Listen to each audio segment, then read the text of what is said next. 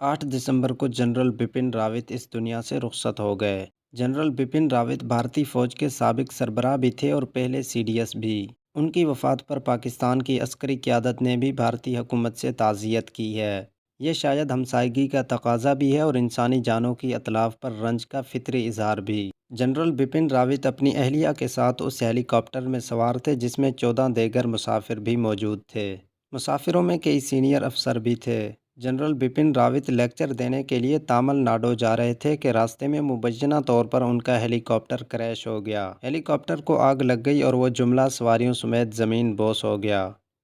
General Bipin Rawat की बेवक्त मौत ने भारतीय वज़ीर आज़म नरेंद्र मोदी और इंडियन इस्टेब्लिशमेंट को बड़ा नुकसान पहुंचाया।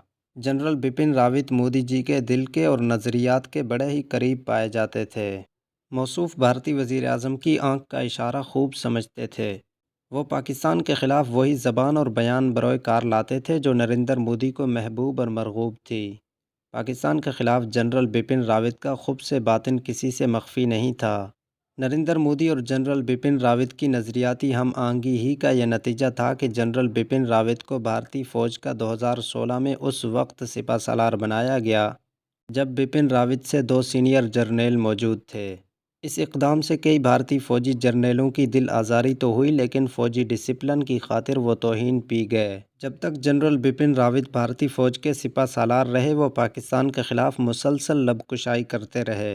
यहाँ तक कि पाकिस्तान के ख़िलाफ़ जैली फ़ौजी ऑपरेशनों की कामयाबी के खोखले दावे भी करते रहे। ये भड़कबाजियाँ मोदी जी को सूट करती और दिल को भाती थीं। इन इक़दामात ने मोदी और बिपिन रावत को मज़ीद करीब कर दिया था। यही वजह है कि जो ही जनरल बिपिन रावत की रिटायरमेंट का वक्त करीब आया, नरेंद्र मोदी ने उन्हें चीफ़ ऑफ डिफेंस स्टाफ के ओहदे पर फायज करके गोया उन्हें एक्सटेंशन दे दी। ये बिल्कुल नया ओहदा था और ख़ास तौर पर जनरल बिपिन रावत के लिए तख्लीक किया गया था। उसूल ये बनाया गया था कि भारतीय चीफ ऑफ डिफेंस स्टाफ 65 साल की उम्र तक इस ओहदे पर फायज रह सकता है। जनरल बिपिन रावत इस उम्र तक पहुंचने से कबल ही ऊपर पहुंच गए। मरते वक्त जनरल बिपिन रावत के पास 3 अहम तरीन फौजी ओहदे थे। वो चीफ ऑफ डिफेंस स्टाफ थे, चीफ ऑफ स्टाफ कमेटी के मुस्तकिल चेयरमैन थे और वजारत दिफा में तख्लीक किए जाने वाले एक नए ओहदे के हेड भी थे। बिपिन रावत की मौत से नरेंद्र मोदी और भारतीय मिलिट्री के लिए कई बहरान पैदा हुए और कई मंसूबे अधूरे रह गए। मोदी जी को उनकी मौत से खासी अजियत पहुंची। बिपिन रावत के बाद ये ओहदा ख़त्म नहीं किया जा रहा है, बल्कि अब इसे मुस्तकिल हैसियत दी जा रही है। चुनाचे भारतीय फ़ौज में कई जर्नल इस ओहदे के हुसूल के लिए भाग दौड़ कर रहे हैं। इस ओहदे को पाने वाले कई उम्मीदवार मैदान में आ चुके हैं। इस ओहदे की बड़ी धाक भी है और इसका असर रसूख और दायरा कार भी खासा वसी है। इसीलिए हर भारतीय जर्नल की फितरी ख्वाहिश है कि वो इस ओहदे को हासिल कर सके। लेकिन क्या सीडीएस का ये ओहदा पाने के लिए भारतीय फ़ौज में सीनियर तरीन जर्नल होना ज़रूरी है? नहीं, ऐसा हरगिज़ नहीं है। कई भारतीय जनरल इससे इत्तफ़ाक़ नहीं कर पा रहे।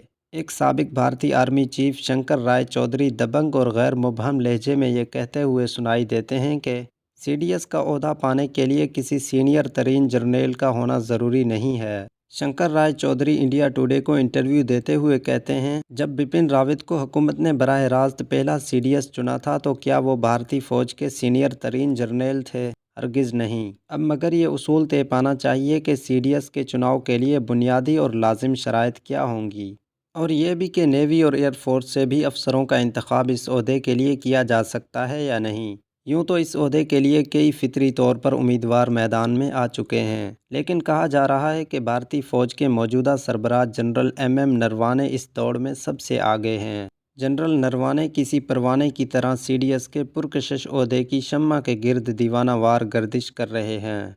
जनरल नरवाने के अलावा भारतीय फ़िज़ाइया के सरबराह air chief marshal V R. Chaudhari और इंडियन नेवी के सरबराह एडमिरल आर हरी कुमार भी दौड़ में बराबर के शरीक हैं।